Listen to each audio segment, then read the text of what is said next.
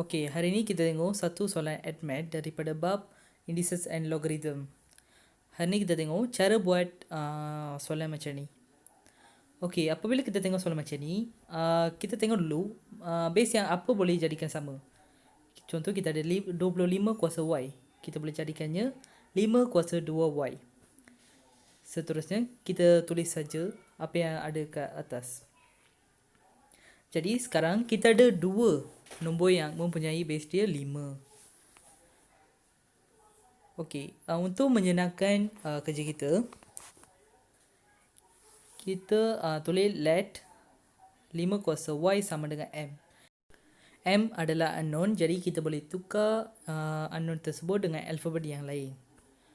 Seterusnya, kita substitute 5 kuasa Y sama dengan M. Jadi 5 kuasa 2 sebab ada 2Y tolak 12M tambah 35 sama dengan kosong. Kita boleh tengok yang ni adalah satu equation kuadratik. Jadi untuk selesaikan soalan macam ni, kita tekan calculator untuk dapatkan jawapan.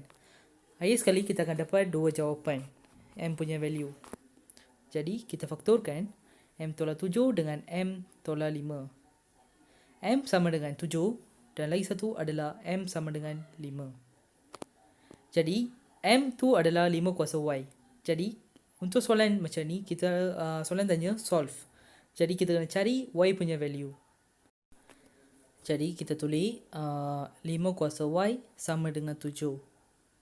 Sebab M kita tahu adalah 5 kuasa Y sama dengan 7. Seterusnya, kita tulis 5 kuasa Y sama dengan 5. Jadi, 5 kuasa Y sama dengan 5. Maksudnya 5 kuasa 1. Baru kita boleh dapat 5. Jadi, kita tahu Y itu adalah 1. Sebab Y kuasa 5 sama dengan Y kuasa 1. Jadi, kita comparekan, kita akan dapat Y sama dengan 1. Sebelah sini pula, 5 kuasa Y sama dengan 7. Jadi apabila tidak boleh mempunyai base yang sama, kita kena guna log. Kita boleh guna log 10 sebabnya kita senang untuk tekan calculator. Jadi log 5 kuasa Y sama dengan log 7. Okey, Y itu kita boleh bawa ke depan sebabnya iaitu adalah kuasa. Jadi Y log 5 sama dengan log 7.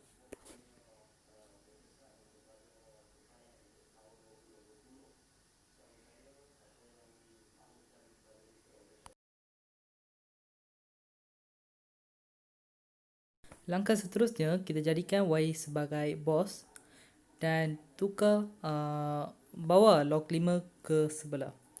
Apabila dia darab, dia akan jadi bahagi. Y sama dengan log 7 per log 5. Okey, dalam soalan ni, kita letak log 2 sama dengan log 10.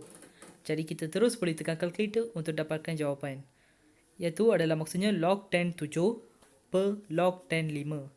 Kita terus boleh tekan calculator untuk dapatkan jawapan.